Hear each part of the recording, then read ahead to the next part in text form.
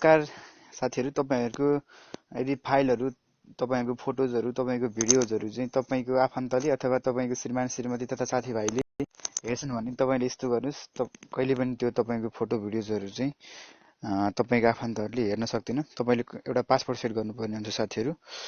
सर्वप्रथम त तपाईले प्ले स्टोरमा गएर एउटा एप्लिकेसन डाउनलोड गर्नुपर्ने हुन्छ। प्ले स्टोरमा जानुस्।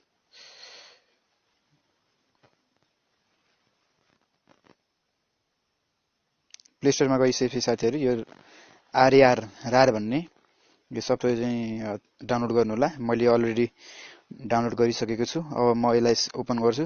तपाईले पनि यसलाई डाउनलोड गरिदिनु होला। म यसको लिंक डिस्क्रिप्सनमा राखिदिने छु साथीहरु।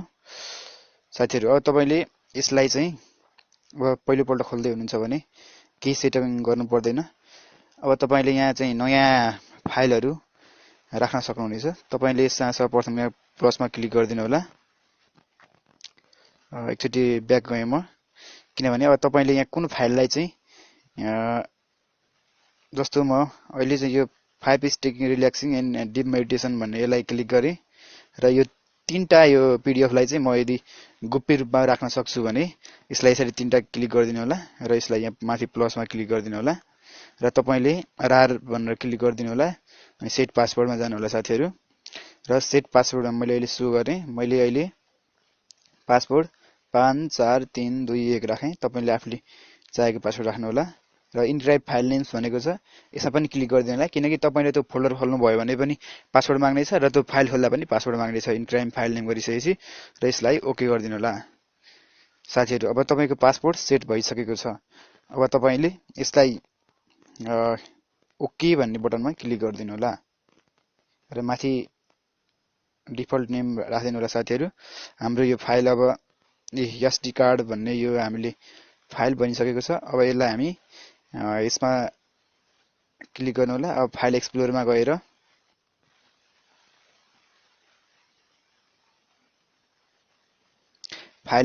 गएर सिम्पली अब हामी त्यसलाई खोल्न खोज्छौं।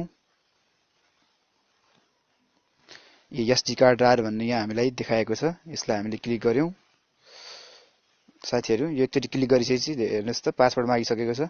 अब यसलाई हामी 54321 यसलाई मैले क्लिक गरे। क्लिक गरिसकेपछि साथीहरु हाम्रो यो फाइल खोलिसकेको छ। 5 स्टेक फर रिल्याक्सिङ यो देखाइसकेको छ। अब फेरि तपाईले यसलाई पनि खोल्न सक्नुहुनेछ। फेरि पासवर्ड हाल्नु पर्नेछ किनकि हामीले इनक्राइब फाइल नेम पनि गरेका छौं। जस्ट वन्स र साथीहरु तपाईले यसरी यसलाई खोल्न सक्नुहुनेछ। मैले यसलाई खोलिसकेको छु साथीहरु। तपाईले चाहिँ यसलाई एकदम मस्टली प्रयोग गर्नु होला। तपाईको अफिसको फाइलहरु अथवा तपाईले मेहनत गरेर बनाएको धेरै फाइलहरु हुन सक्छ।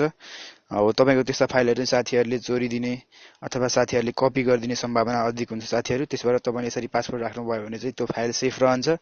हरेक फाइलमा तपाईले यसरी पासवर्ड राख्नु होला ताकि साथीले कपी गरे पनि त्यसलाई चाहिँ चलाउन नसकोस्, तपाईको फाइल अन्त लिक नहोस्। हवस् साथीहरु, यो भिडियोबाट म बिदा हुन चाहन्छु। यस्तै भिडियो हेर्नको लागि हाम्रो च्यानललाई सब्स्क्राइब गरेर बेल आइकन दबाउनु होला ताकि हाम्रो भिडियो तपाईसँग मिस हुने छैन।